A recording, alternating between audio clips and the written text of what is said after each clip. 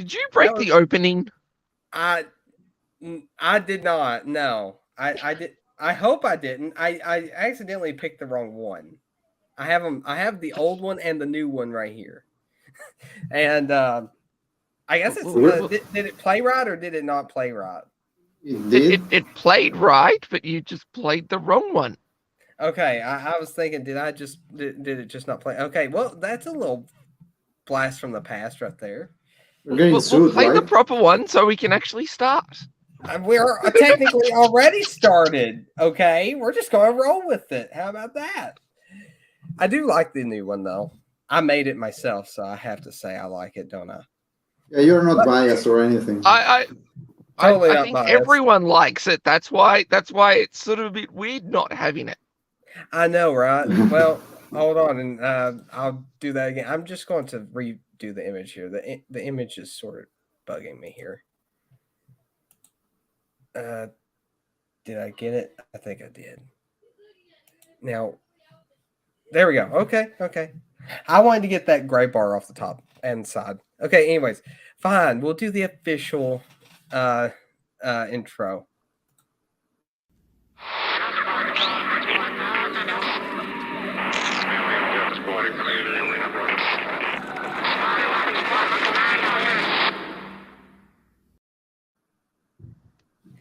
Well, now that's more like it. Exactly. I do like that one better. I do.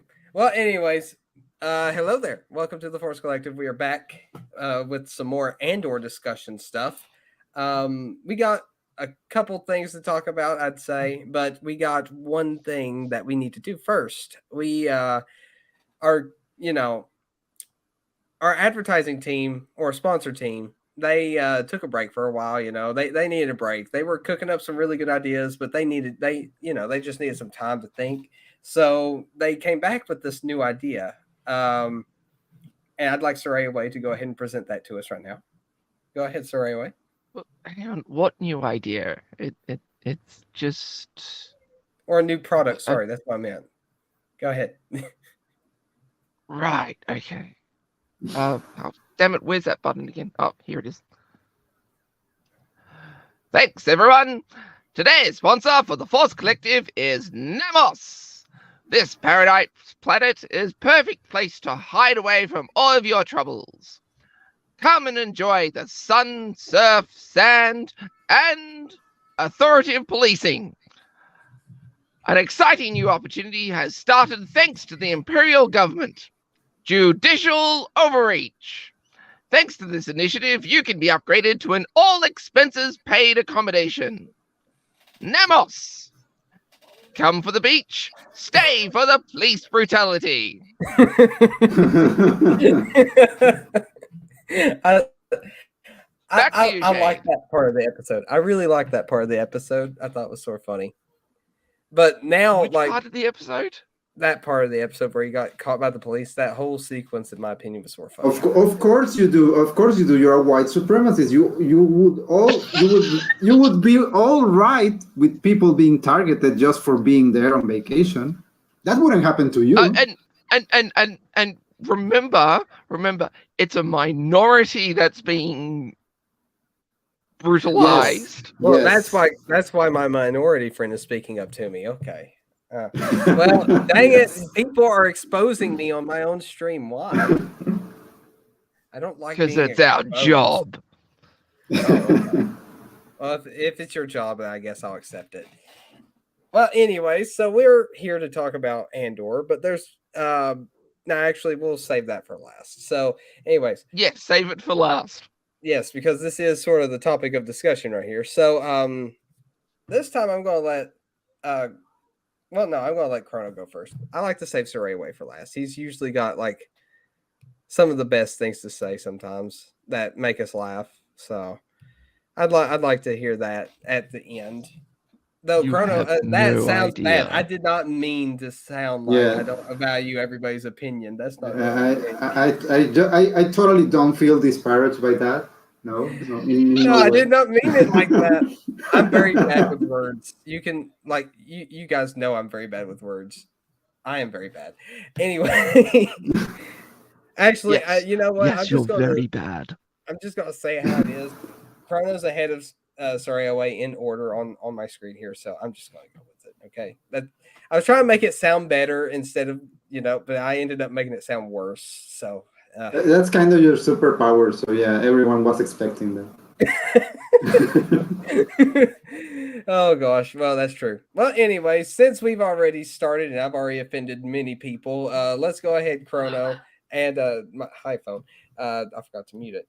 Go ahead, Chrono. Give me your thoughts on the episode. Stop it. No. Okay, I got it. We're good now. Go ahead, Chrono. Sorry, go ahead.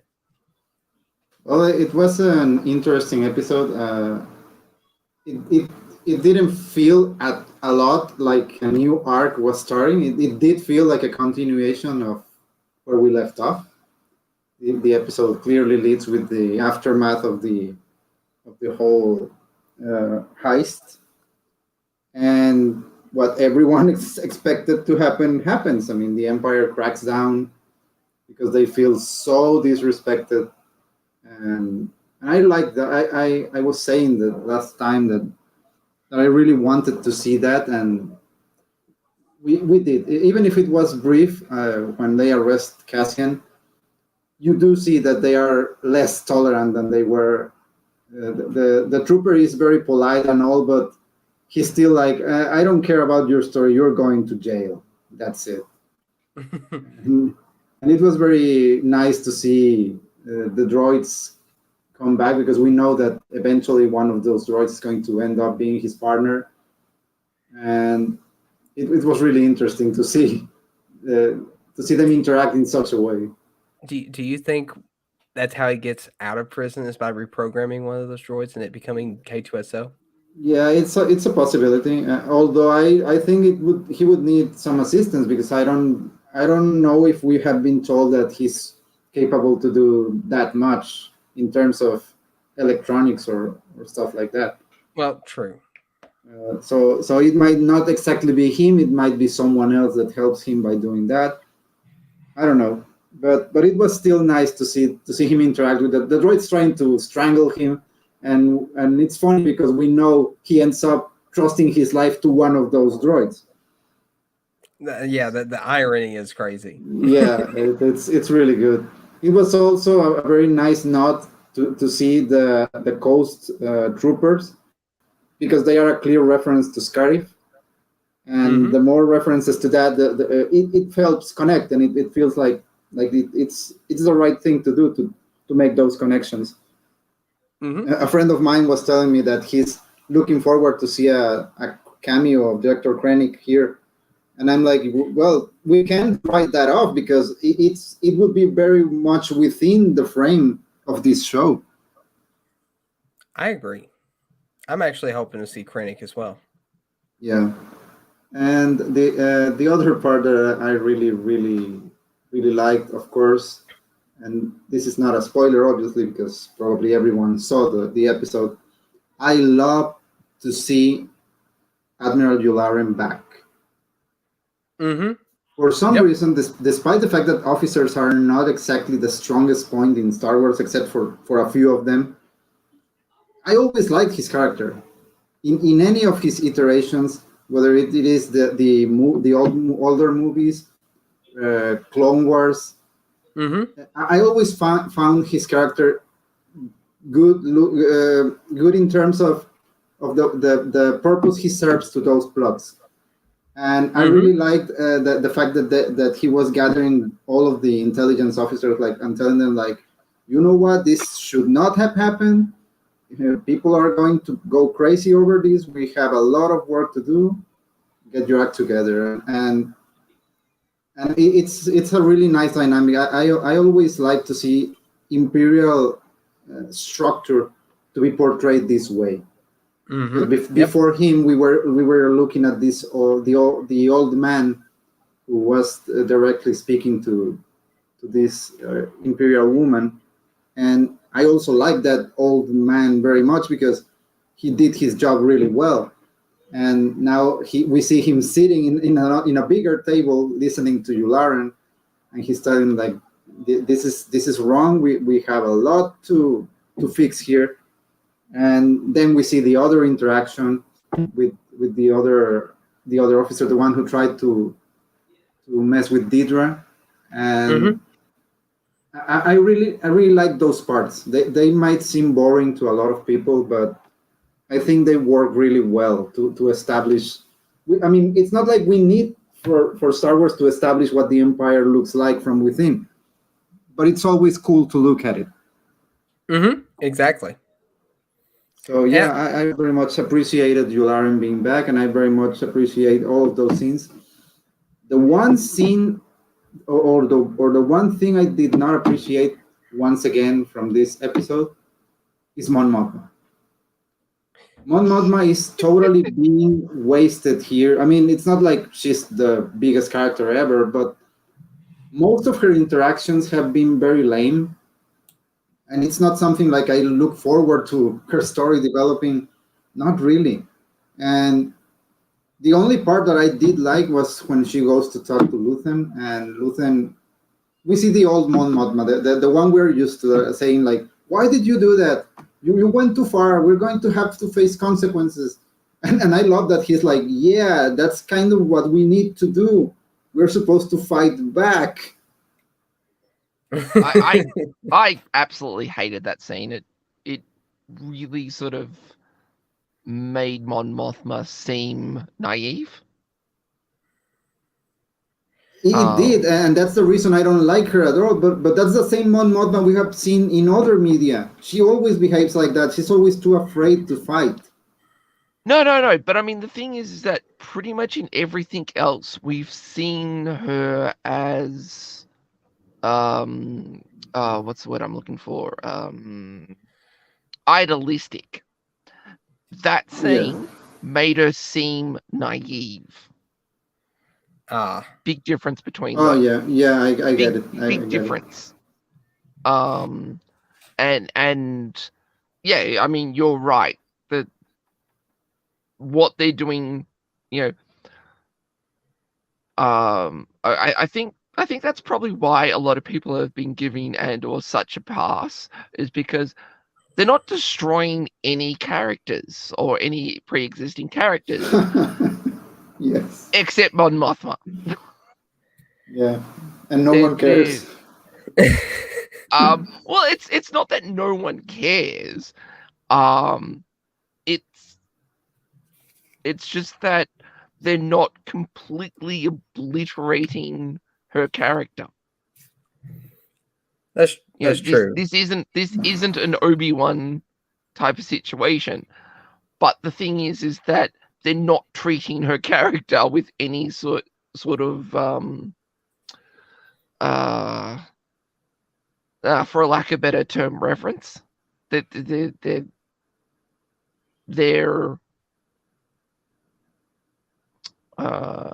clubbing her over the head to drag her into this story rather than it coming naturally from her character. And what's really strange is that what's really jarring is that after that scene with Luthen,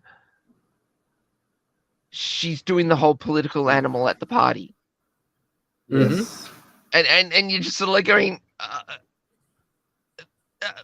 where was that Mon Mothma at Luthen's parlor? I'm guessing what they're going for with those sudden changes is that they know they need to portray Luthen as the radical, and they have to put him like in a position like he's supposed to be the one trying to push, and on the other hand, they can't put Mon Mothma in a position of being weak, so they want to play the angle that, oh, she's manipulating this banker and she's carefully navigating these waters to get what she wants.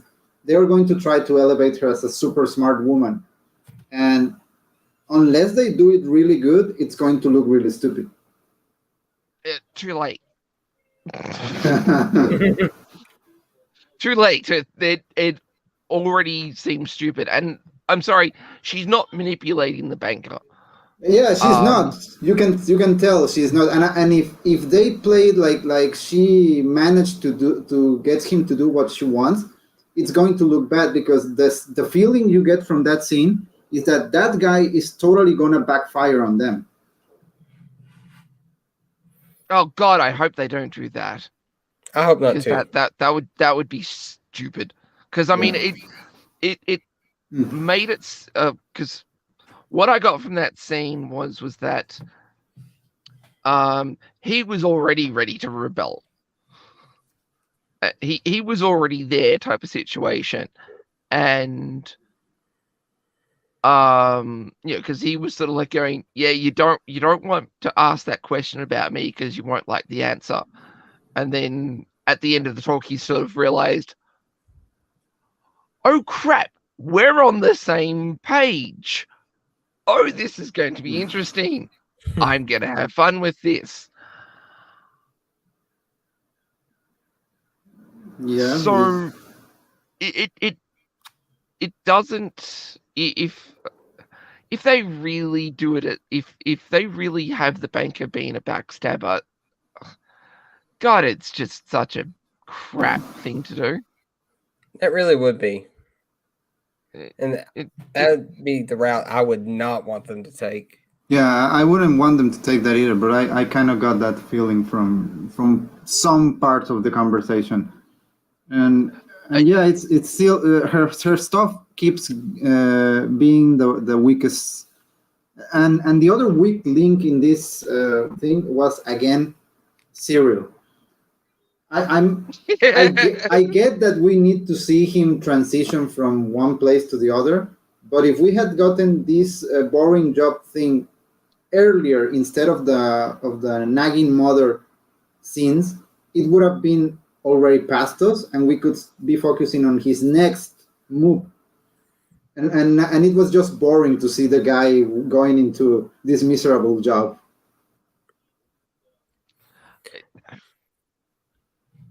For me on that, I sort of liked seeing a job like that in the Star Wars universe. It gives us a little world building. yeah, But I but agree that the timing of it might not be the greatest.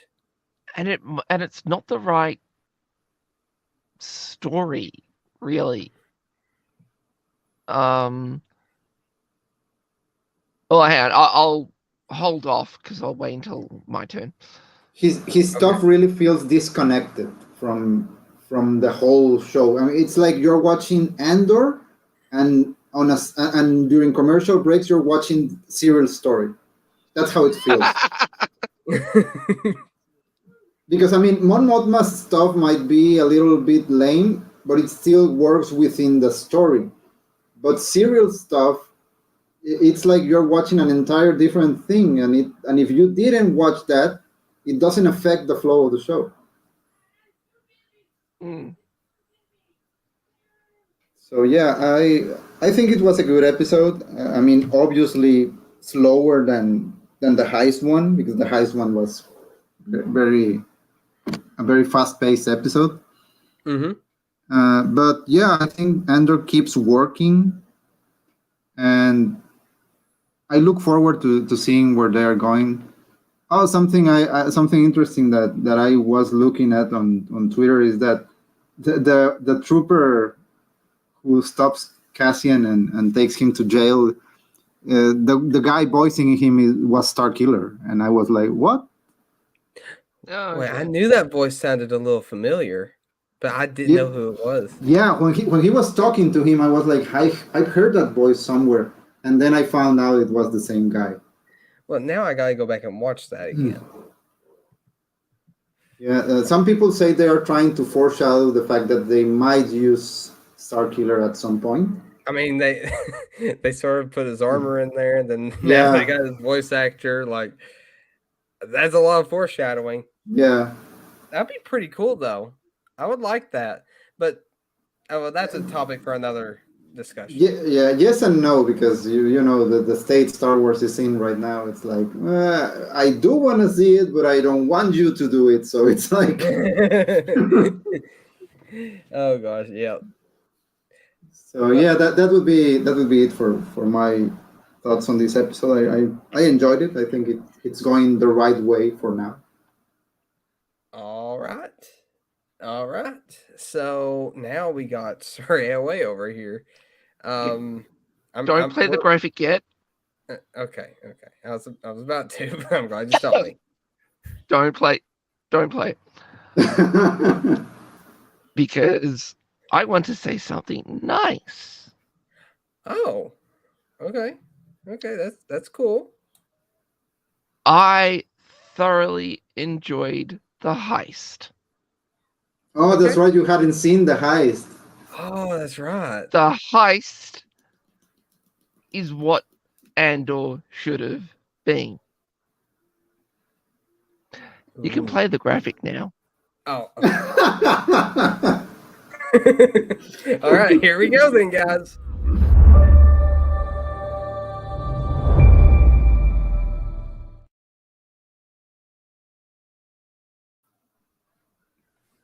All right, so now we're on the dark side with Surrey Away. So, go ahead. And that is the biggest bloody indictment of this show.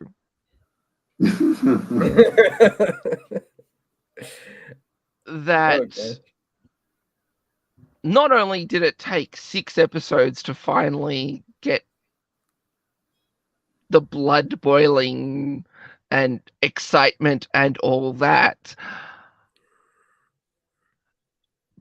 but the fact that they've gone from that right back to the beginning is an absolute goddamn indictment on the show.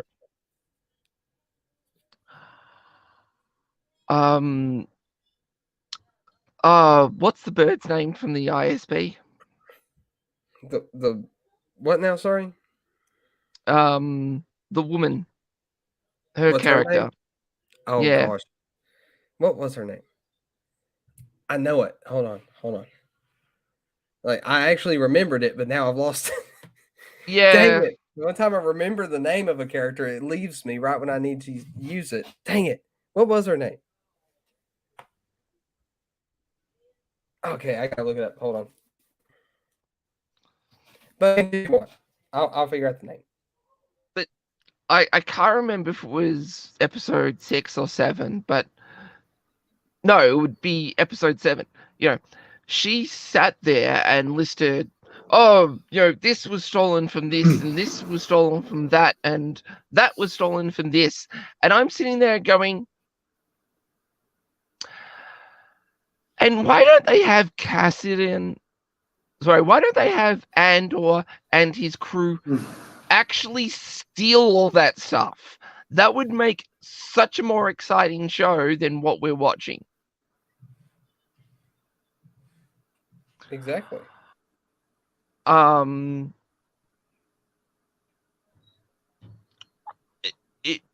know, sitting here, Deborah Miro. watching her list. Yeah, sorry, say that again. Deborah, or Deidre. Sorry, Deidre. Miro. That's right. Yeah, not Deborah. Deidre. But I mean, the thing is that you know, listening to her list off all those stuff that got stolen made me sort of go, that's what Andor should have been, and the heist should have been like the end of season 1. Just like the whole season be a preparation for the big heist. Oh and then God, no, that would have been boring. No, but I mean, the thing is that, you know, I just saw it in my head. Sort of episode 1 was maybe, you know, Luthen getting Cassian onto the crew, and they go all around the universe or the galaxy, not the universe, the galaxy, doing all these heists, and have it all end at the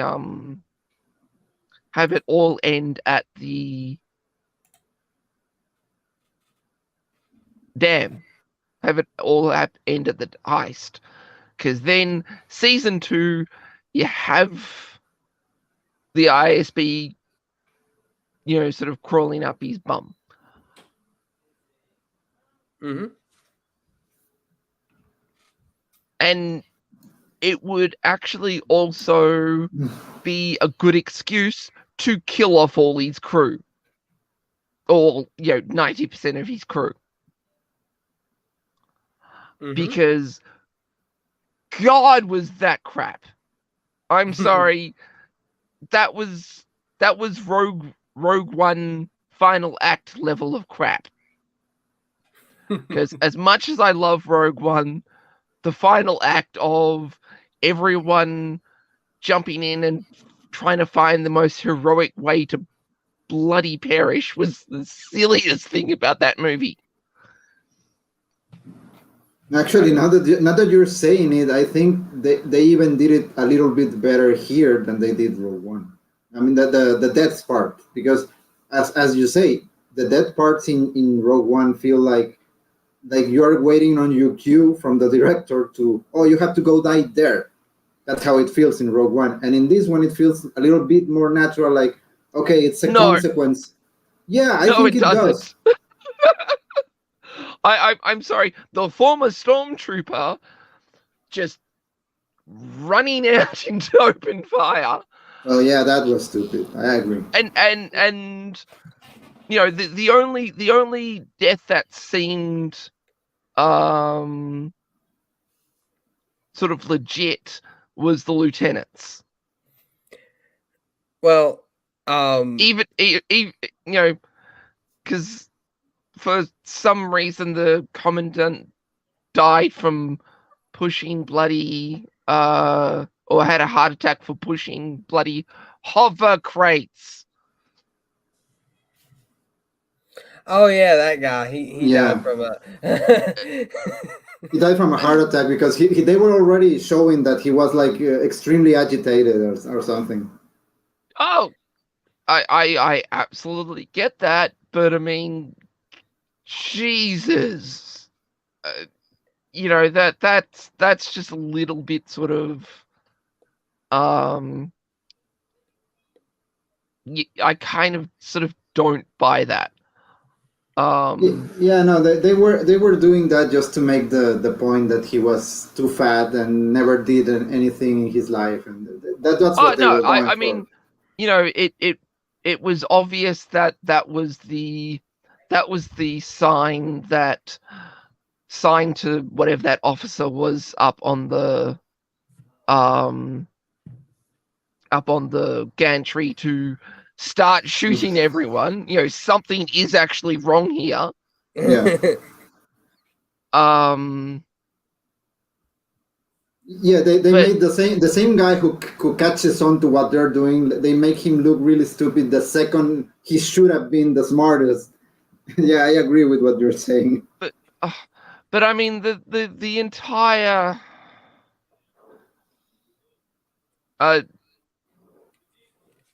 this is I don't know if it's KK's fault, but whenever she touches something, it seems like the only way the plot goes forward is because someone's pressing the X button. I'm sort of watching Andor and just sort of like going, okay, so where's the X prompt that I just need to sit here and wait to press for the plot to continue? Maybe I can hit the triangle button or the square button to speed this all up. You're just looking for like a visual novel type skip button or something like that. That's what you're looking for. Well, that's what it feels like it should be there, because the reason stuff happens is just so contrived. It doesn't feel natural. It feels like something should be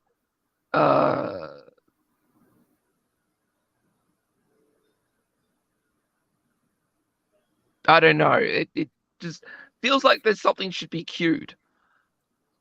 But yeah. Other than that, that's kind of sort of what I was expecting to see in Andor. I was expecting to see more of that. Not what we've got. Because the thing is that at this present moment, well, actually, I don't think you can do a spy thriller with the time period that we're in. Because how can you have suspense and intrigue when you already know so much? True enough. Yeah. You know Andor's going to survive. You know Mon Mothma's going to survive.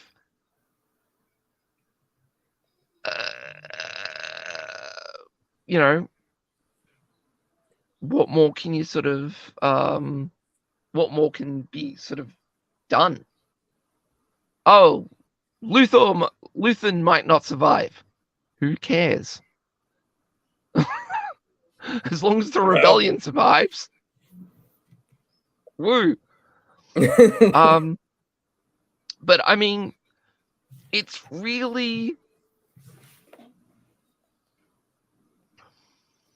while watching Andor, and I haven't even got to episode 7 yet, while the thing that sort of, yet again, it's the same thing that I said last week.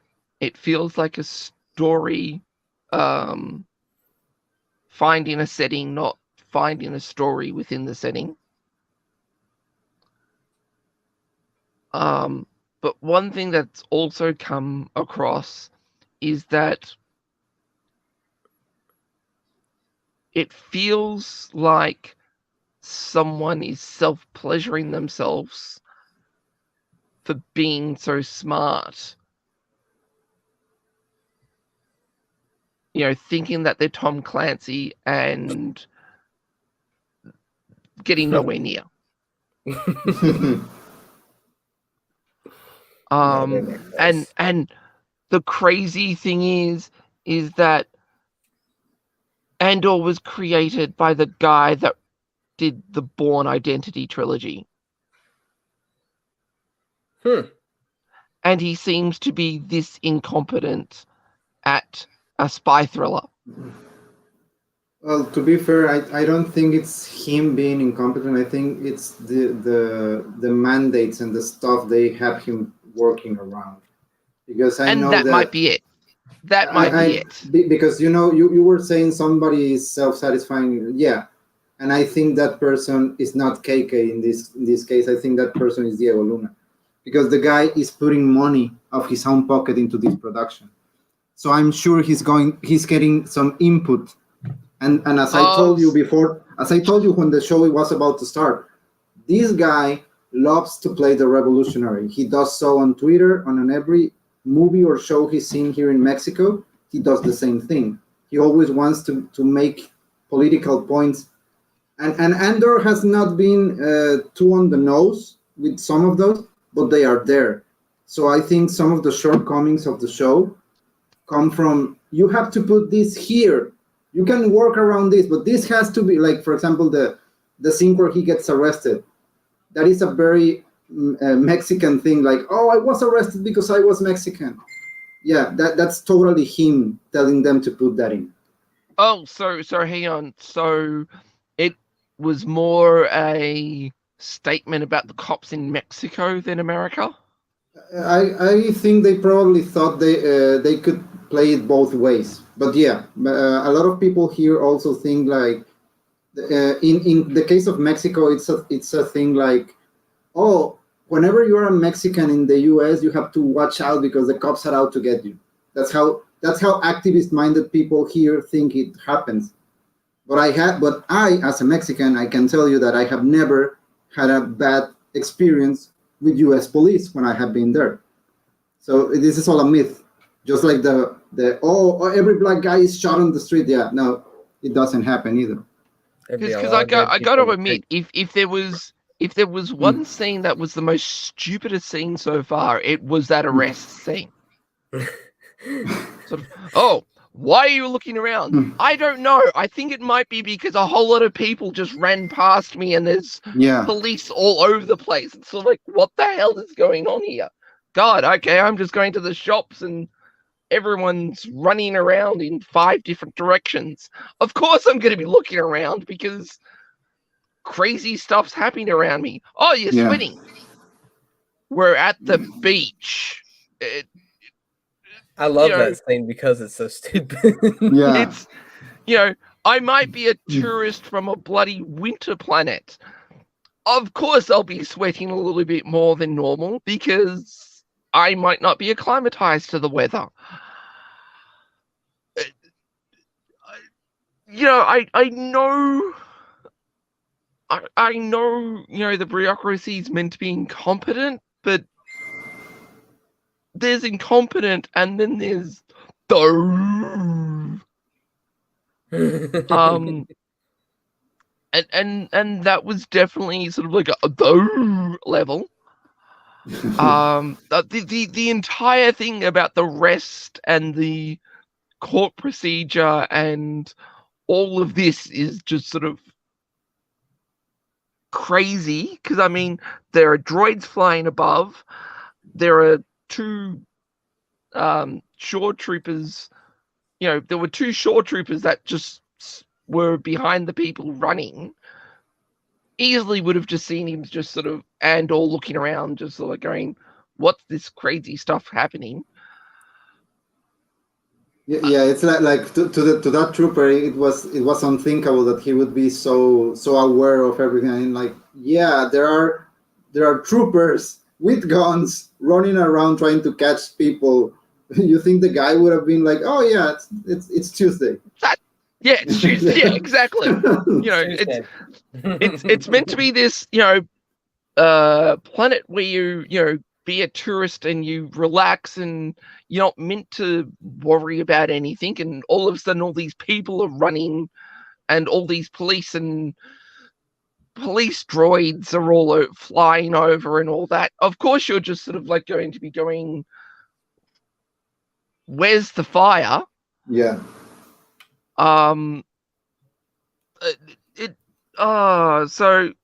okay, so it might not be the director, it might be the actor.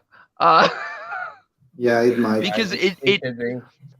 there is a lot of this has to be here because Yeah. You can tell why the hell you can tell someone is saying exactly that. Like, you need to put this scene here. It was the same in Falcon and the Winter Soldier. There was this episode where a cop tries to pull off Falcon because he's walking down the street, and it's like, first of all, how come you don't recognize an Avenger?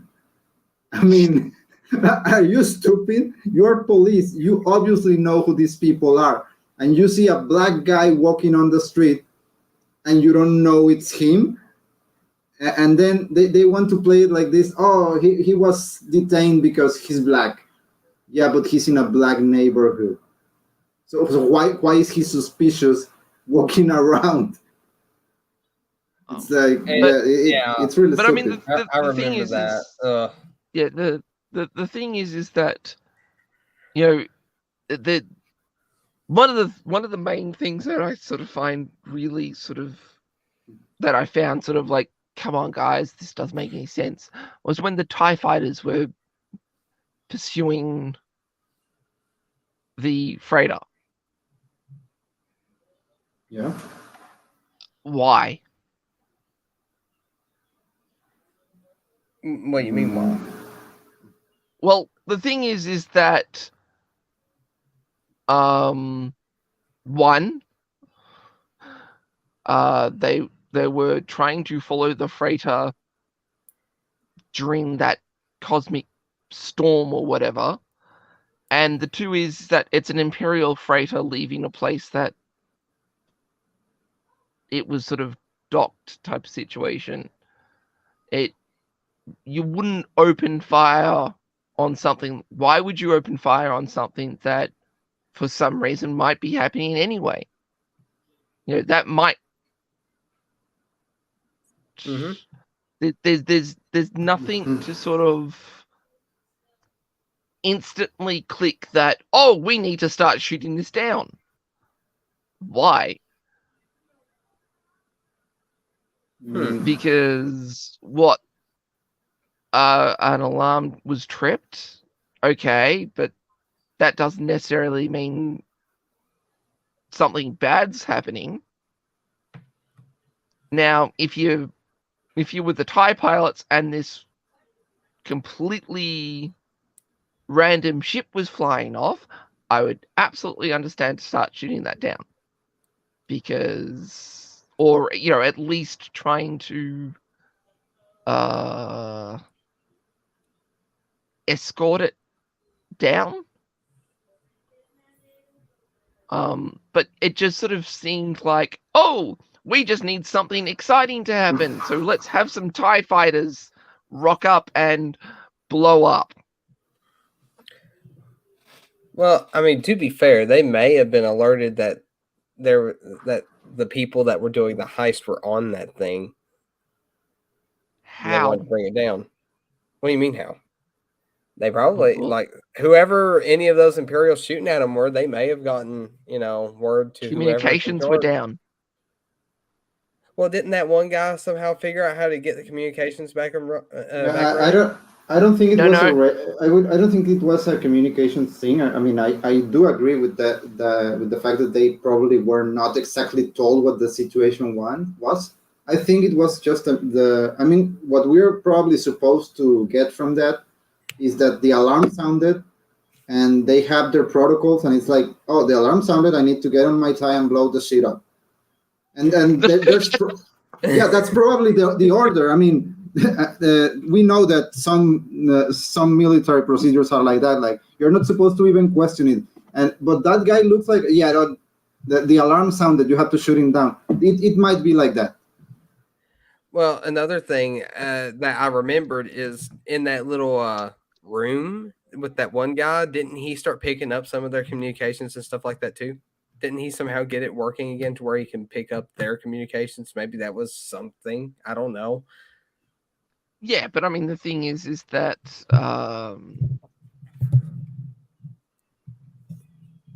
well, then they probably actually should have had him sort of radioing the base, sort of going, "Hey, yeah, we're under attack."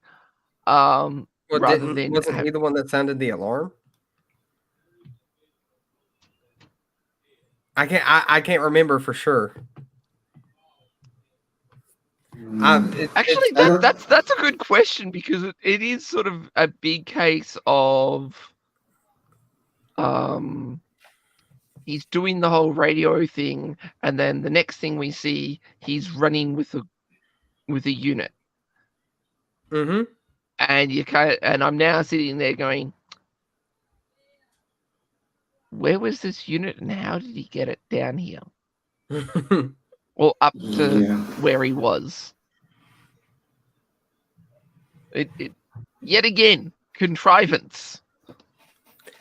Well, either way, I'm sure there's a reasonable explanation for why the TIE fighters showed up. That's the only thing I'm trying to get out of this. There probably is.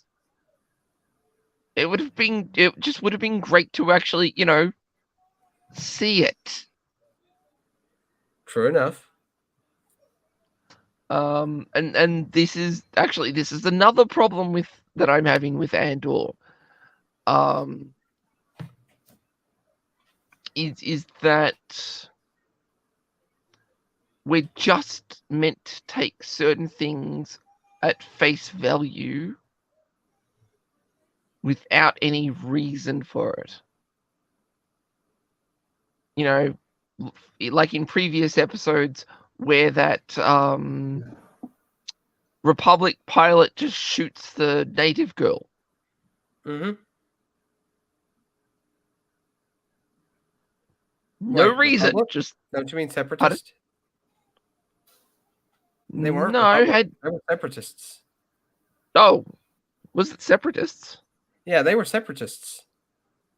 Or at least that's what they were alluding to, because the emblem that was on that was a sort of a variation of the separatist logo from the the prequel trilogy. Oh, yeah, sorry. I got my symbols incorrect. I was... It's okay. It's okay. But here we have the expert on shooting kids, so of course he would know. Hey, listen. I mean, to be fair, I did when I was playing Cyberpunk. I did try to go after this kid, and it didn't work. Not gonna lie. So is that why your review was 4 stars instead of 5? Well, I mean, couldn't shoot the kids. 1 star. I mean, I'm you guys sent me that clip or whatever from Twitter, and I was like, I wanted to try it and see if it actually worked, because I mean, it cuts off right before you see what happened. I'm like, I'm curious. I wonder. I'm a princess and you're not. Yeah, see, it's your fault that I did that. Okay, it's your fault. You made me curious. Oh gosh, but anyways, continue on.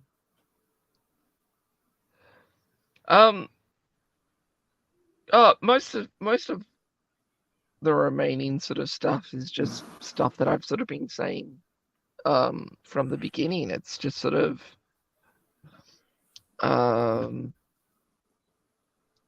about the only difference I would actually probably say is that for me, this show seems to be a bad idea executed brilliantly. Okay. As opposed to the other shows, which are in reverse. Well, the Book of Boba Fett was a great idea executed horribly. Yeah. Obi-Wan was a bit different. It was a horrible idea, horribly executed. Yeah, it was 2 for 2. 2 for 2. Where Andor is a bad idea executed really well. And I think that's why it's kind of blinded a lot of people. A lot of people are sort of, this is great, and it's just sort of like, I'm sitting here going, why though? Why though? Why is it? Why?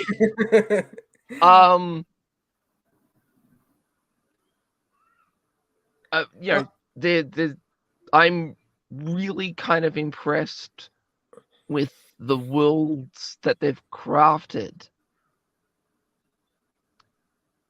but the stories just within them are just not non-entities.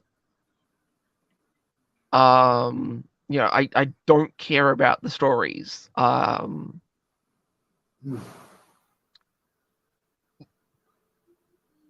Even the world, which I can't remember the world now, where the heist was.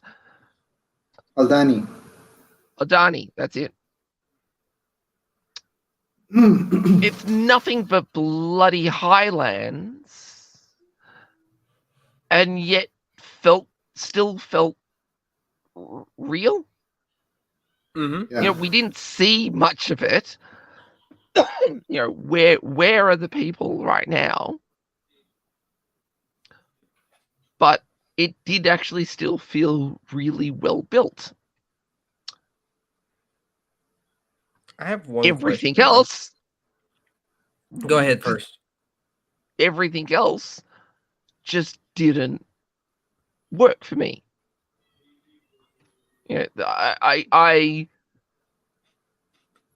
liked the characters. I'm absolutely pissed that they just killed all of them for no reason. All of them except for one. Well, yeah, all of them except for one. Oh God, that bloody reminds me. But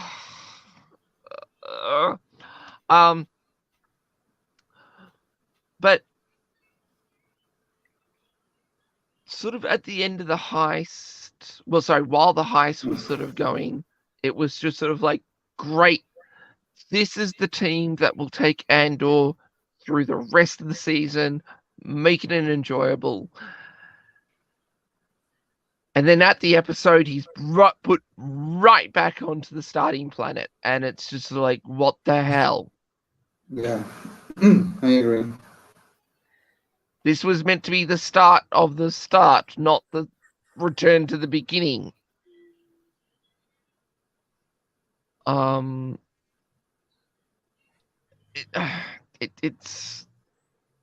It's just really annoying because it definitely sort of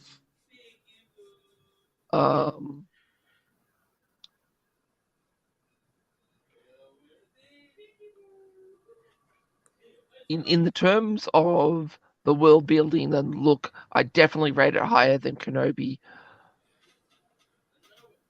But the story is just bogged down by contrivances and, oh, we've got to put this in here. Why?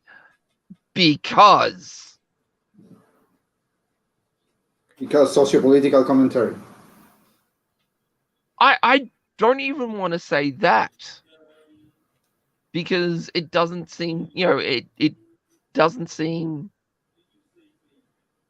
like they're trying to ham fist that type of situation. But, we have to have a scene with Mon Mothma and having trouble with their kids because that's what's meant to happen in this type of story, not because it feels natural. Sort of nothing feels natural from the characters. It all feels sort of like, we've got to put this in here because reasons. Okay, now I have a question. Okay, so, and I could be completely wrong, like, because I don't remember anything like this happening. But has anybody here seen anybody other than a human on this show? Yeah, there are very Yes. little aliens. There has been a few aliens. Yeah. Very few, but yes. The Doctor, for one. The Doctor that tried to save Namek, he was an alien. That's right. I forgot about him. One of the scavengers on the beginning planet, which I've bloody forgotten the name now. Oh yeah, yeah, you're right. That's right. I remember that. They were dragging the cable out, and sort of like, oh, it's the blueberries. Yeah. Okay. Yeah. I remember now. But that's still like, that brings up another point though. We in the past we've talked about how this show feels a little more just grounded in our reality rather than in Star Wars. So it feels too realistic in terms of, they don't feel like the fantasy world of Star Wars that we know. Completely. It has its moments, but in a lot of scenes it just feels too Earth-like. So if they had added a few more aliens in the show, because I think a lot of these Star Wars TV shows have that issue. It still would feel grounded in our reality. A little less grounded in reality due to the fact of we got aliens everywhere, but the story itself but I mean, feel like it could take place on Earth. I get what you're saying. Yeah, but I mean, the thing is that, the entire cast could be aliens, and still the story will feel like it was grounded in our reality. True, but it would still give it a bit more of a sci-fi feel if it, did have more creatures and aliens around rather than, No. Andor very much has a sci-fi feel. It always has, right from the beginning. But it feels like half a dozen other sci-fi shows that I've already seen type of situation. Mm-hmm. It doesn't feel it You don't feel that unique feels like feeling of Star Wars. off-brand Star Wars. Yeah. Got it. It feels like Star Wars created by BBC that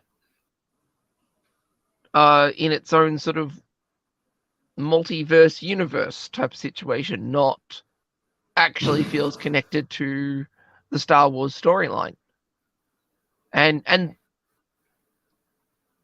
getting back to the Star Wars storyline, it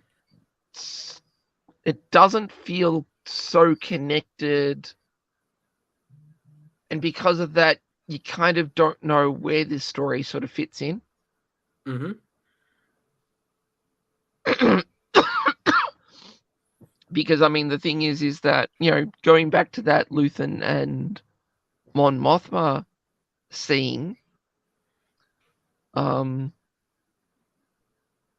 it feels out.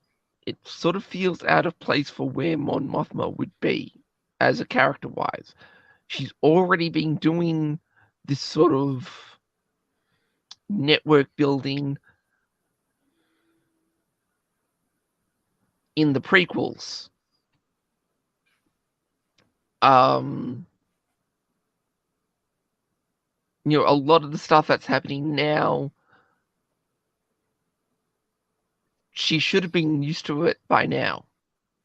Mm-hmm. And that's from, the prequels. And yeah, there's a big difference, as I said earlier, between being idealistic and being naive. And that scene just made her seem naive. Yeah. Well, actually, sorry, the entire show makes her seem naive. Except when she was wanting to talk to the banker. And then all of a sudden, That's the Mon it's Mothma that we wanted. Well, it's the Mon Mothma that seems not so much what we wanted type of situation, but it seems like the Mon Mothma that has been in the Senate for almost 20 years now, has seen the Civil War, and is looking at another Civil War coming up. Mm-hmm.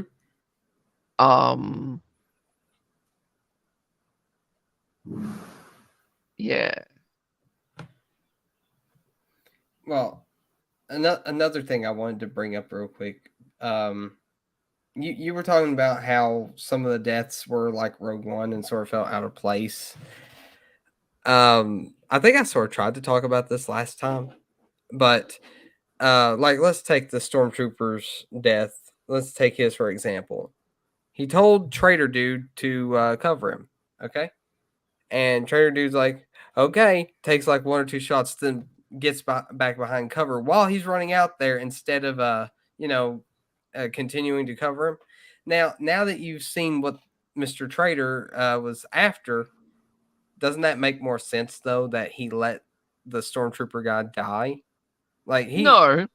in my opinion, it makes it look like he let him die on purpose. That's just less people to have to share the money with. Less people that he has to fight to get the money from. Yeah, but it's the best way I could sort of put it is that it was like the enemy troopers had auto lock on. Well, I mean, So it was like the minute that he could be shot, it was bang.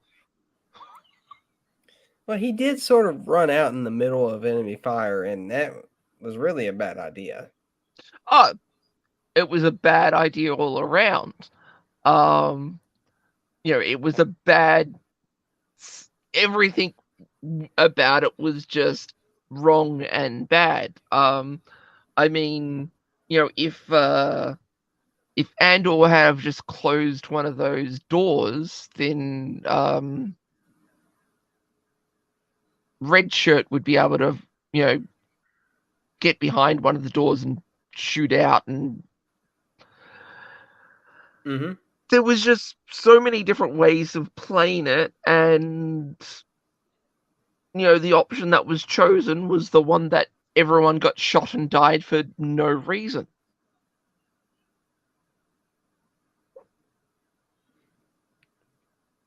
And I'm also wondering now, because I just now started thinking about it, what was that other woman's role? Like, the blonde was, sort of doing Yeah, stuff, but what was the other woman's role? yeah, To that's be the leader's lover. That's it. I guess. Emotional support. Yeah. I mean, she seemed very useless. Like, why did she have Vibrator. to go out with? Okay, look. I mean, she was just there. The whole time she was literally just there. Like, she hardly said a word. She's like always hanging around Blondie, which we know why. But that's not a good enough reason for them to have both went to the same area at the same time when, she wasn't doing anything the entirety of that time. You're just trashing her because she's brown. I have nothing against skin color. Especially when she's that cute. But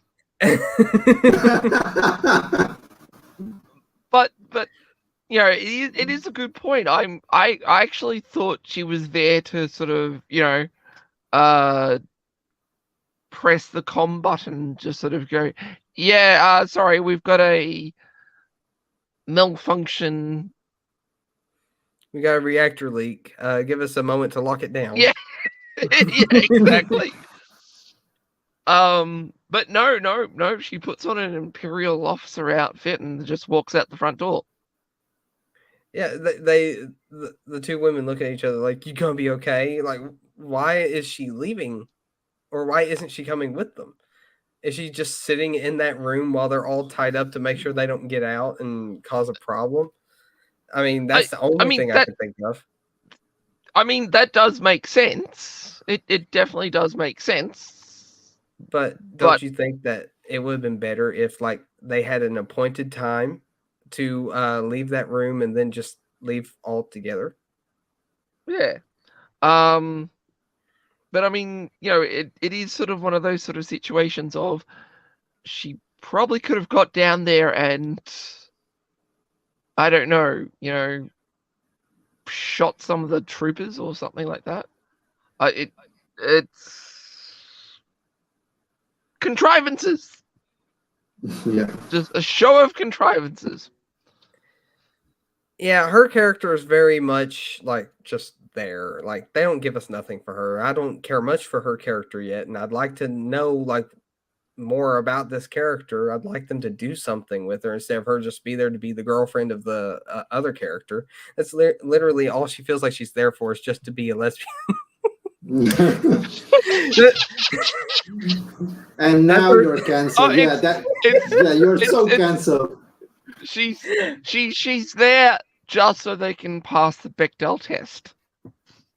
Oh God. I mean, yeah, I probably got myself canceled, but that's literally what I feel, is that she was just there for that. Like, give her something interesting to do other than be a lesbian.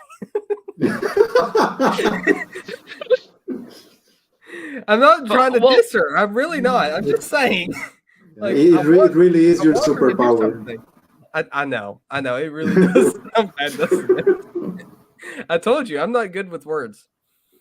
But, I mean, it's still... The point is, she was only there to be one. She wasn't there to, like, shoot out enemies or anything like that. She's literally just clinging to Blondie over there because they have a thing.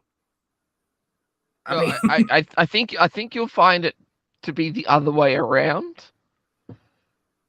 Oh, you mean Blondie was clinging to her. Okay, yes. I mean, She was like her security blanket. Like, I can't do this mission if she doesn't come with me. that actually sounds right. Yeah. I mean, Actually, I don't get it. that brings up another point. Um, you had the character act a certain way at the mission, and then when she's on Coruscant, she's all sort of like, "Yes, I'm going to kill Andor." That's Oh another yeah. though. Where's where was that while she was in the in the heist? I mean, during the heist, she seemed so green that she might have thrown up. But all of a sudden, she's now Janice Bourne. Janice.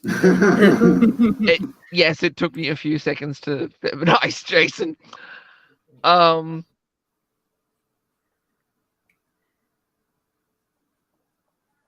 ah, I just there needs to be more information. Um, it I don't know. I think if I continue, I think I might just be repeating myself. Well, So I'm just I not guess, gonna. I guess I'll use that as my cue to give my 2 cents then. Yeah. Uh, all right. Well, anyways, so actually, you guys covered a lot of what I wanted to talk about. I don't really have much to say about this episode. I mean, I found certain things interesting, like you, Well, Lauren's well, you can tell appearance us and all more that. about how you hate the lesbian character. No, I didn't say I hated the character. I mean, I don't like the character because they've not given me a reason to. I want a reason. Give me a reason. I mean, she Homophobe. was just there. Call me what you will. I'm just a simple man trying to like a character by wanting actual development. She was Wait, silent so because and she's a nothing. woman and she's a lesbian, she has to give you a reason to like her? I mean, that's sort of the Bigot. same standard for every character, but I guess they have a special place in like a special category for them. So maybe not. Maybe I am the homophobic here. Yeah, I guess so. Look, I expect the same out of every character. Okay, if you want me to like a character, give me a reason to. Don't make them the same color as me. Don't make them the same gender as me. Don't make them supposedly going through the same struggles that the media tells us we all go through every single day. For me to relate to them, I want a cool character that does something cool. I am a simple person. Give me somebody running away from explosions, for heaven's sake, and looking cool while doing it. That's what I want, people. Give it to me. I don't want somebody just standing there like a statue that's like, no, a weeping angel statue that only follows you when you're not looking toward it. It's always like following you no matter what. And it does nothing until it gets too close. But that's not the point I'm trying to make. It's always there. It never leaves, and it's always following. That's what she was, except minus the killing you part. So, or at least that's what I think right now. I don't know yet. We've not gotten anything on this character, so I can't predict the character. They've given us nothing. All I know about her is that she has some like medical expertise and she's a lesbian. That's it. That's it. Hey. From the impression that I got from the character, at least maybe bi, not lesbian. Okay, maybe you might be right. I could be completely wrong. But still, I mean, as of this moment, the most accurate description, though, is lesbian because we've not seen her with guys yet. At least not acting a certain way around guys. So that's the only Yes, she conclusion I was. can draw. What are you talking about? I don't remember that part. Was it? Was it? I don't know. Maybe she. I don't know. I quit paying attention to her character after I realized that they weren't doing anything with her. Like I'm not even going to try to invest in this character if all she's going to do is stand there and stare at Blondie. Because there's nothing interesting about that. Even Blondie was a more interesting character, but she annoyed me because she was so grumpy all the time. And Oh, you like her better because she's blonde, right? actually, I'm more of a redheads guy. Oh, I'm just saying. You just stepped on it. No. You're so cancelled. Hey, redheads are cool. Come on. Yes, they are, but you know what Hollywood thinks about them. Oh, we know. We know exactly what Hollywood thinks about them. They take them out and replace them with somebody else. Ariel. Anyway. Look, I'm not going to talk about that mess. I don't know what's going to happen with that one. I'm not even going to judge it. I'm not going to say a word. Okay, what the heck? Let me block that real quick. That happens every single time. Every single time. I don't know if you guys saw the comments on the side. Oh, wow. That's the I blocked them, but that's the second time that's happened during the stream. That's just it's weird. Anyways, where was I? Oh yes, I remember. Well, they probably heard about you talking about carpet munchers, so they went, here, eat more. Yeah, I'd rather not. I personally just want a good story, and I want more interesting characters. I mean, I guess the reason they didn't spend so much time on the characters that did die is because they were going to die, which makes sense, I guess, in a way. Because I mean, if they weren't there to be permanent or like super influential characters, you probably don't want to spend a whole lot of time on that particular character when you got some other characters such as Cassian right here, who needs a bit more of a build up than some other characters. That sort of makes sense, but at least I mean actually. Well, go ahead. Cassian doesn't need to be built up. He just needs to get on with his story. Okay, yes, I sort of agree with that. I'm talking about like his background. I feel like if they're going to make a show about Cassian, they need to give us a little bit of his background, and they did a little bit, but they've left a lot of key things out, and I really hope they start. They're waiting for the Bacta tank. But they're key things. But they're key things that have been artificially added on. Well, like which thing? Like his sister, like oh yeah, like his home planet. What else? It's stuff that does not impact his future storyline. Well, what about any of this will change how we think about him in Rogue One? Answer: absolutely nothing. True. Let me speak from experience because today I actually was partially, like, before I had to go somewhere, I actually did watch a great portion of Rogue One with my sister today, and I was looking at Cassian when I watched it, and I was just thinking to myself, I don't really feel much different. I'm not joking. I was sort of thinking about this. I was trying to figure out if I'd feel much different. And I mean, I guess I sort of did, but only a tiny bit because I only know a little bit more about his character. But they've really not given me a whole lot that changes my perception of the character because overall, I mean, besides the only thing that felt different between the two characters is his sense of hope and wanting to fight for the rebellion. That's literally all that's different.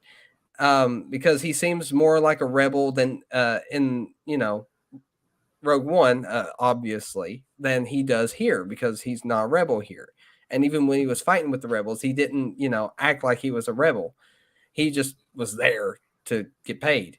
And that's the only difference I was able to see and feel from him, as far as his attitude and his the way that he approaches the situation. Like in the first scene with Cassian where he shoots his informant after he sort of gets them into a bad situation with stormtroopers.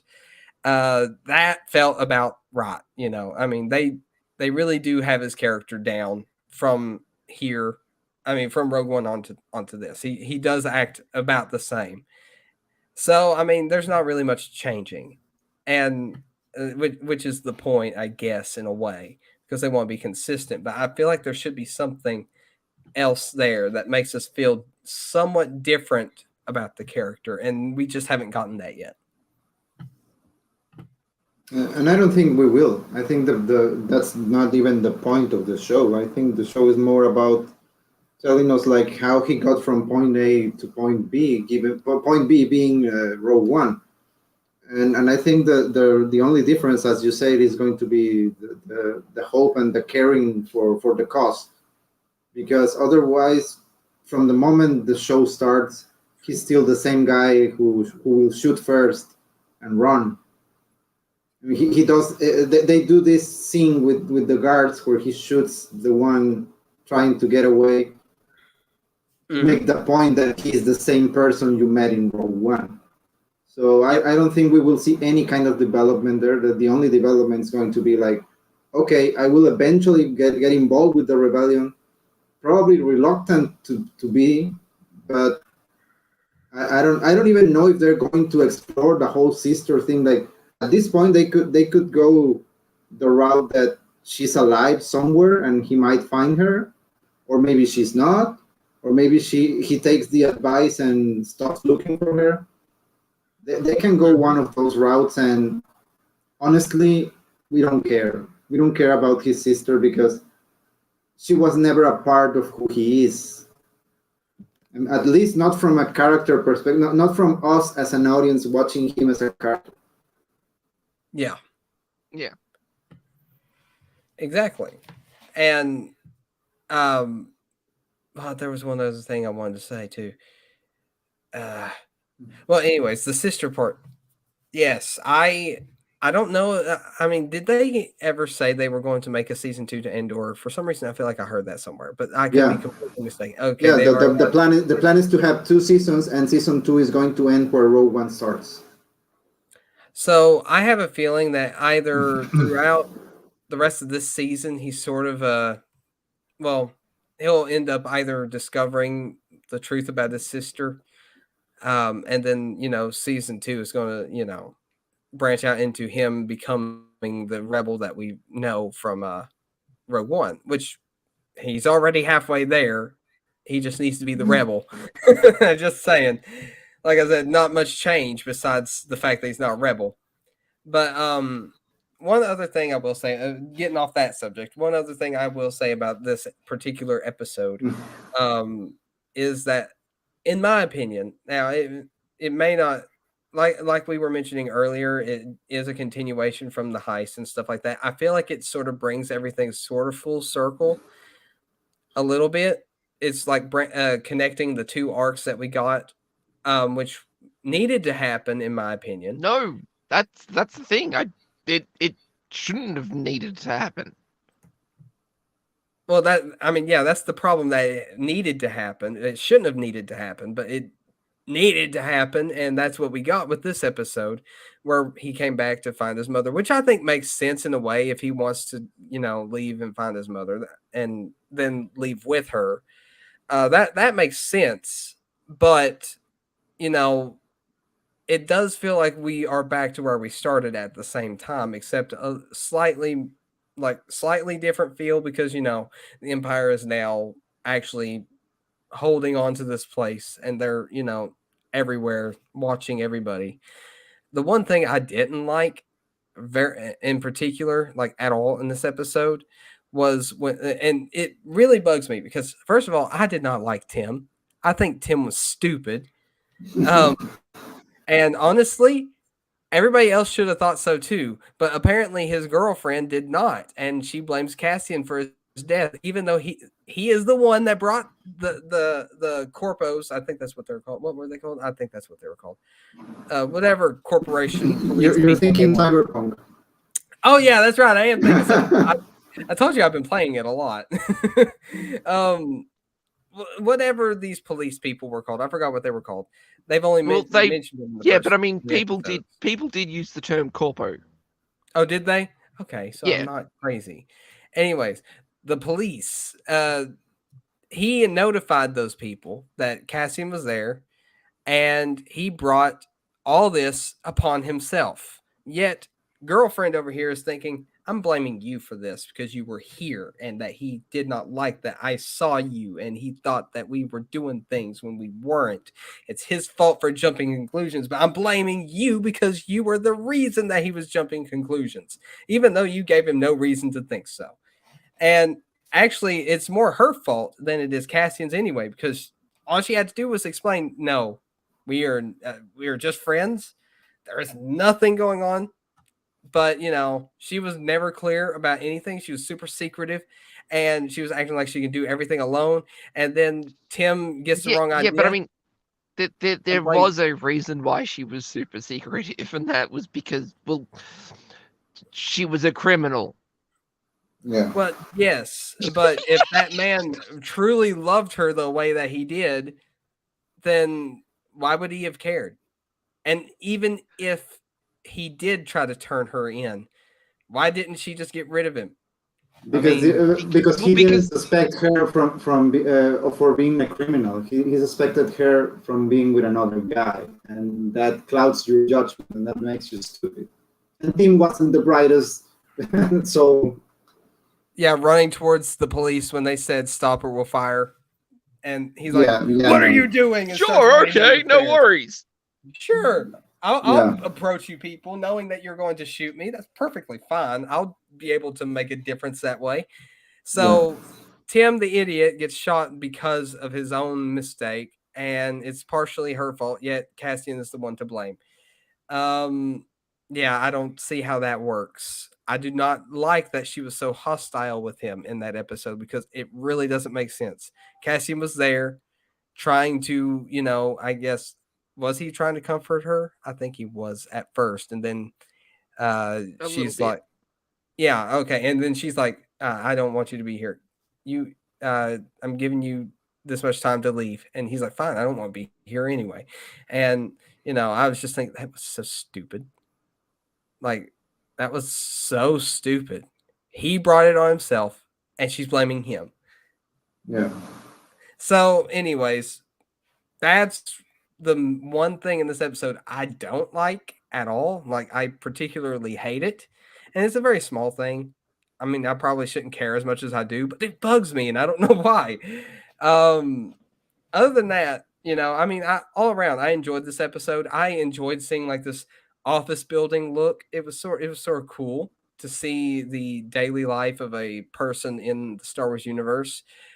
In a way, I think that's sort of needed for world building, though we can debate on whether it was the right time and place for that kind of thing.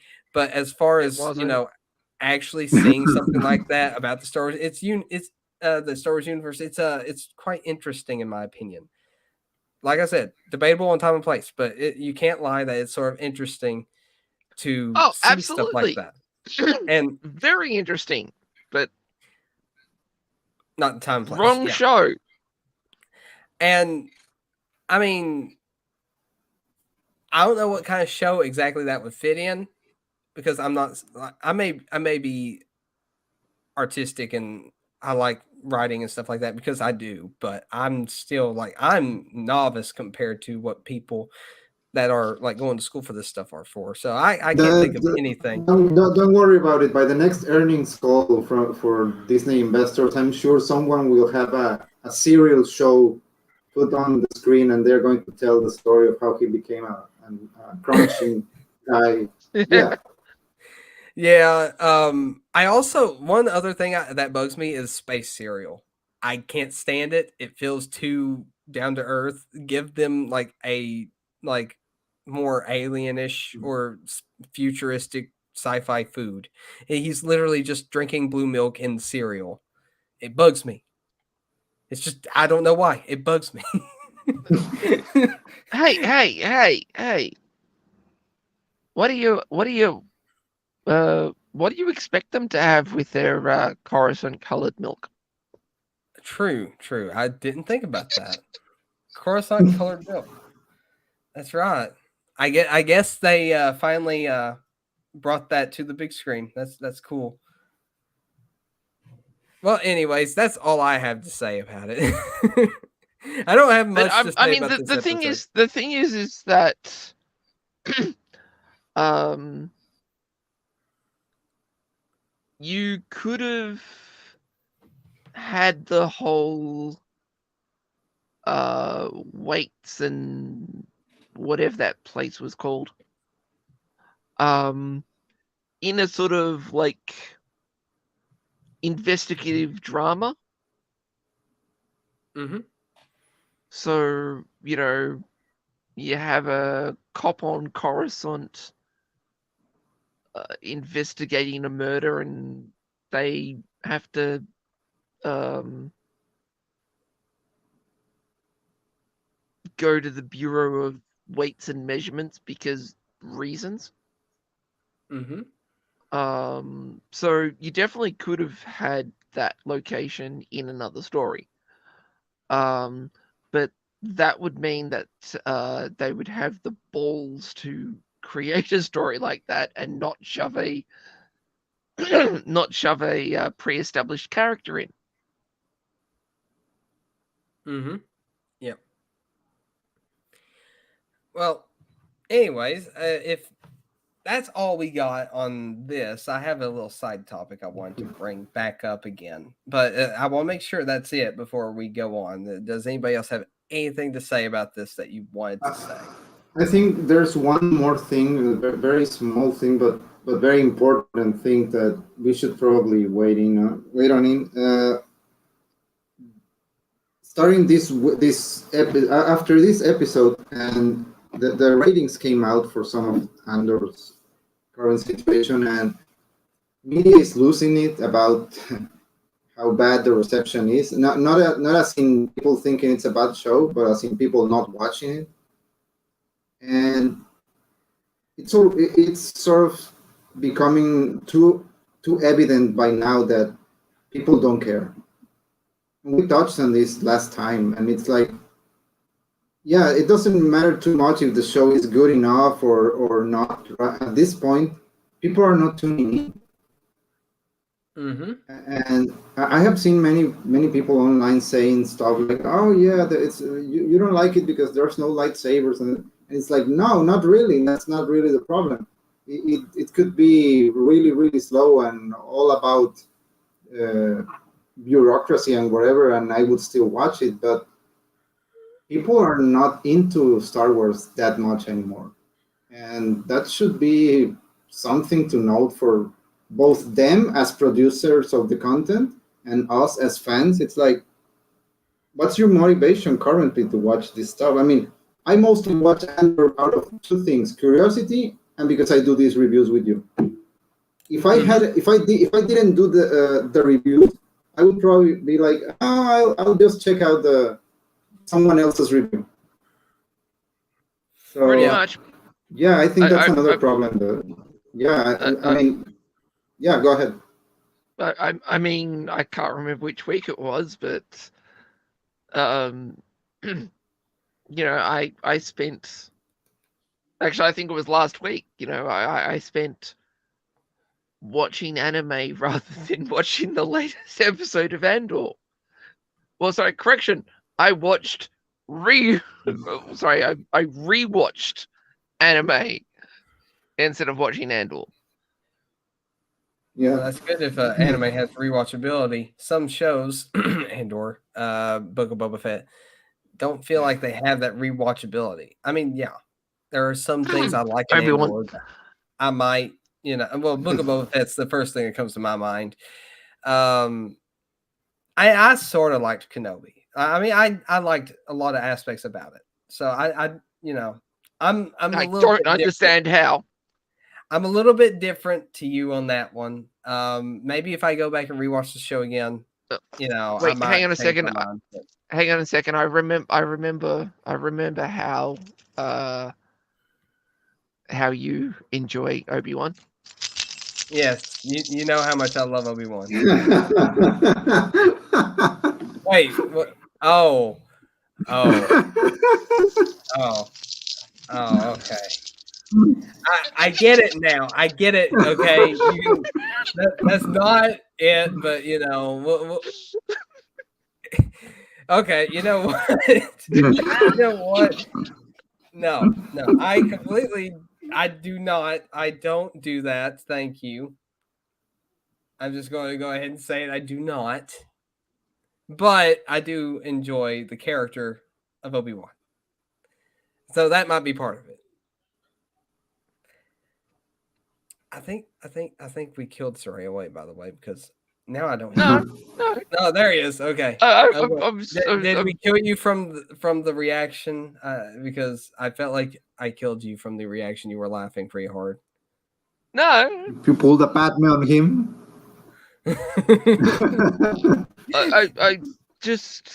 I mean, you know, I can't understand. Well, sorry, I can't comprehend how people. I can't comprehend outside key jingling in how people enjoyed Obi-Wan. I mean, besides Reva, and by the way, I also update on the Reva Funkos. They're still there. I'm not kidding. Like, I don't think there's less than there was. I don't remember how many there were, but I seen a whole bunch of them sitting in their own spot this time. They weren't just mixed in. So there was a whole bunch of them sitting in their own spot, and I know we haven't gotten any more. So, yeah, if that tells you anything, there's still a bunch of them still left. That means nobody likes Reva. Nobody. Well, when they're at 50 cents, buy a few. I'll send you the money, and you guys can purchase fireworks, right? Oh yeah. Hey, no, I'll just grab my gun. How about that? We'll have some fun. We'll have some target practice. We'll see Reva block those bullets. Of course you have a gun, and of course you're gonna point it to the black person. Of course you are. Oh gosh. I'll definitely send you some money over. Keep some in storage for a year or two, and when I come over, I'll gladly buy them all up myself. We'll take him down and down to a shooting range. Sounds like fun to me. Yep. I need a good target. But wait, that sounds really bad knowing what color she is. That has nothing to do with her skin tone. I promise. She's just a terrible character. Yeah, we want to shoot the character, not the actress. The actress is fine. Yes, it's the character we have a problem with. I have no issue with she actually did a good job in making us want to absolutely hate her and destroy her character. Exactly. But anyways, back to what I was saying. Yes, nobody likes her character, and as far as you know, I'm concerned, I do not either. Actually, I've even talked to my sisters about this, and my sisters do not like her character.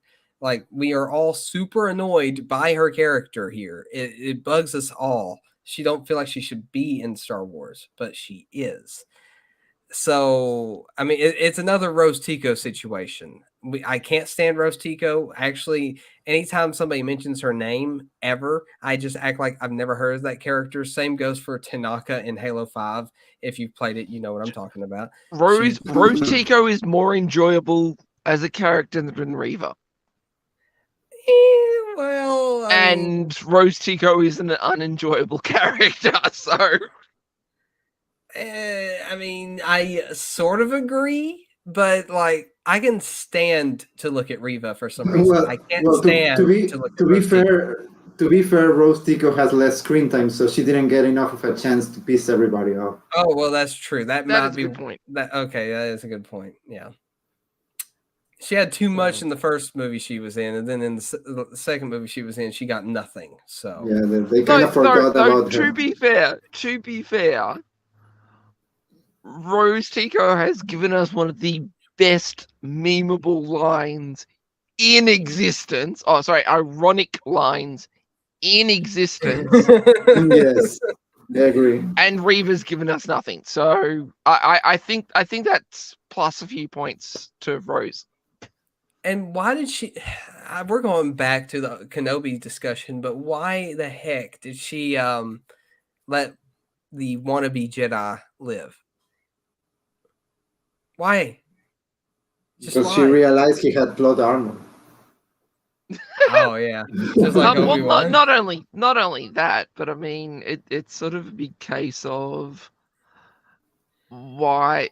No, actually, no, that doesn't make sense. I was just about to say why he expend the effort, and then remembered she cut off a random person's hand. So I know, and right? made a new Skywalker. Yeah, exactly. Exactly. Ray, where's your missing hand? Oh wait, you still have it. Never mind. So she's not a Skywalker. Anyways, so now on to smaller subject number 2. It's actually related to the Bad Batch. So I've done a lot of Star Wars stuff today, okay? My sister had never finished the Bad Batch, so we went and watched it. You know, we watched the final episodes once again. And you know, she really enjoyed it. It was fun watching it with her. So one thing I realized something just now. So we had this big discussion a little while back, and maybe I should save this for Commander Tano because I'd like to hear what she has to say about it too. But when let's see, when Hunter gets captured, you know, by Crosshair, Crosshair sort of makes a comment about, you know, how he was, you know, left behind by his brothers. And you know, that got me thinking, is that the real reason why he because we know, or at least we were told, that he had his inhibitor chip removed. If he had his inhibitor chip removed, why is he still acting the way that he does? Which is what spawned the conversation of whether he actually did or not. Well, after I rewatched those last couple episodes, I have come to a conclusion that he has had it removed, and the reason for that is because his squad had left him in the first episode, and it's sort of a get back kind of thing. Well, that might be more of a stretch on that part, but when Hunter said that you were trying to kill us, we had no choice but to leave. And then Crosshair's like, and you think I had a choice? And that's what really crossed my mind right there. I'm like, maybe he's just salty that they left him and didn't try to save him from the inhibitor chip itself. So knowing that, he may feel that kind of you know, was a grudge against them. He might bear a grudge against them for that. What do you guys think about that?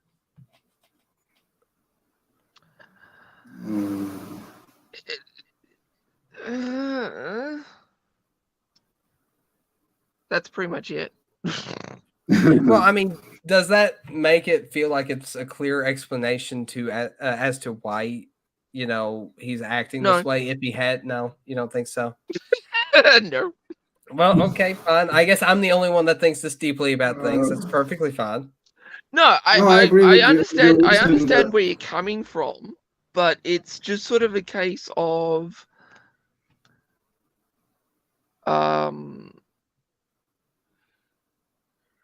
you know, what were the Bad Batch meant to do? There was plenty of opportunity for Crosshair to switch sides throughout the season, and he made zero attempt to do so. You Crosshair should have understood how bloody good he is. Should have understood that there was no way the Bad Batch were able to get near him.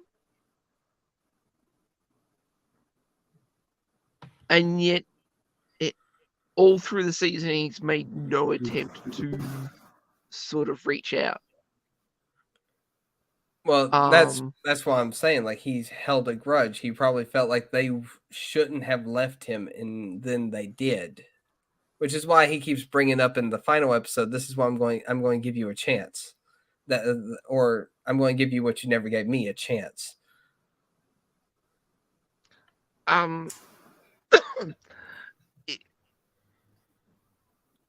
Far too contrived.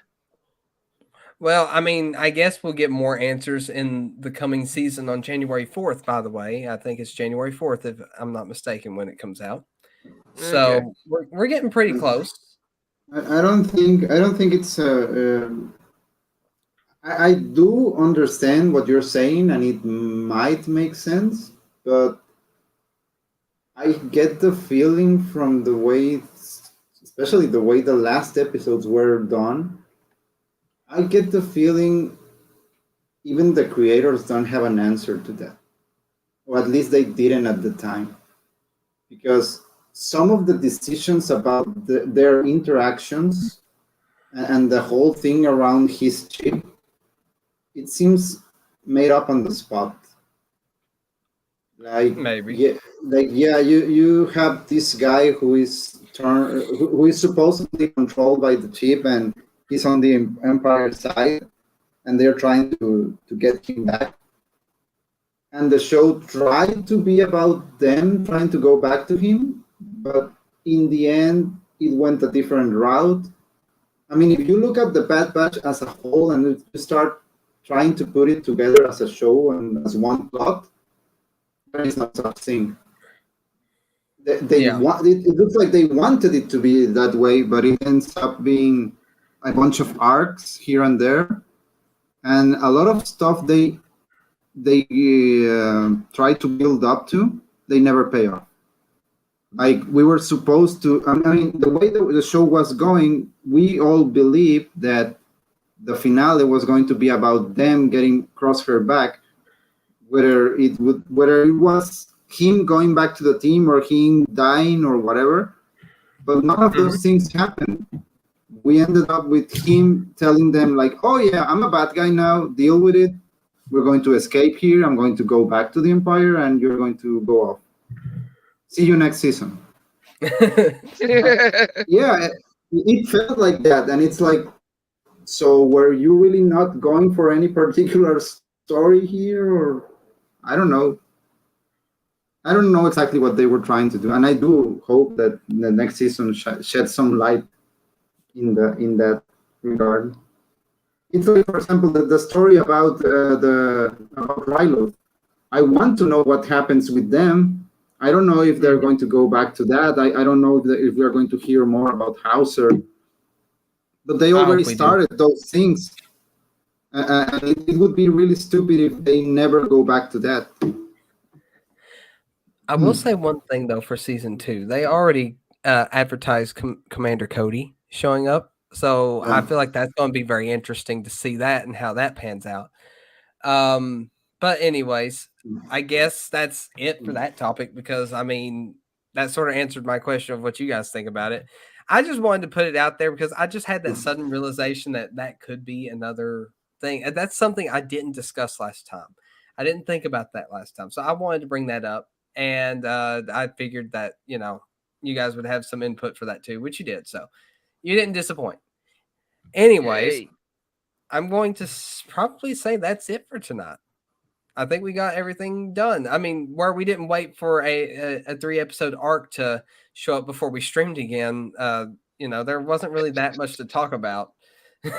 So actually, now that you mentioned that, next week we will have a lot to talk about because of Tales of the Jedi. So, yeah. I mean, right. I don't know right now if Tales of the Jedi is coming out next week. God, is that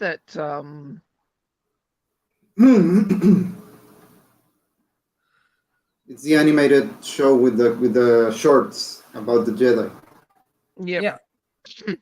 I'm actually sort of excited. I just hate that the lengths of the episodes are literally just 15 minutes long about it. Yeah, it's kind of disappointing that we're going to get so little out of it. I feel like they could have made an entire series on it and it would work. But they decided they want to take a shorts route and do shorts. I don't like that. I really hope they take the idea of this and actually turn it into a TV show, though most likely that's not what's going to happen. But, I am going to be excited for what we see in this because we did get, a lot of really cool things advertised to us. Yeah. So I'm excited.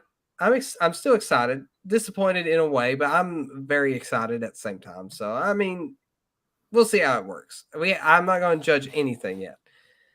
So, anyways, go ahead. What?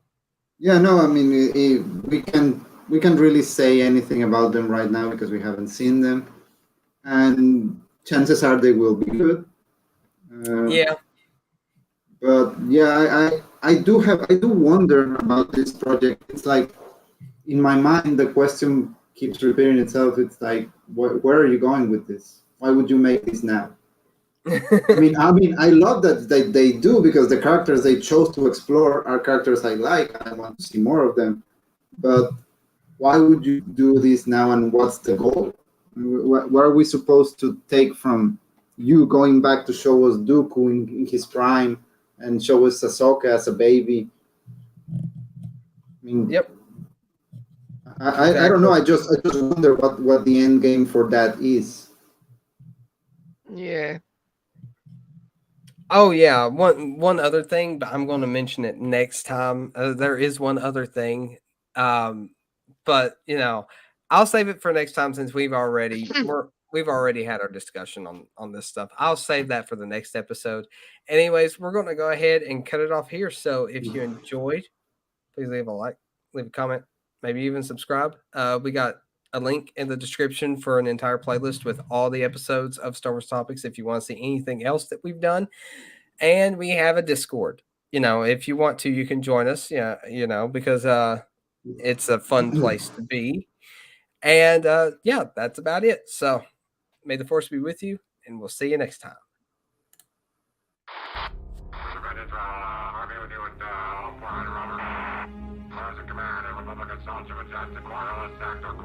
Sector.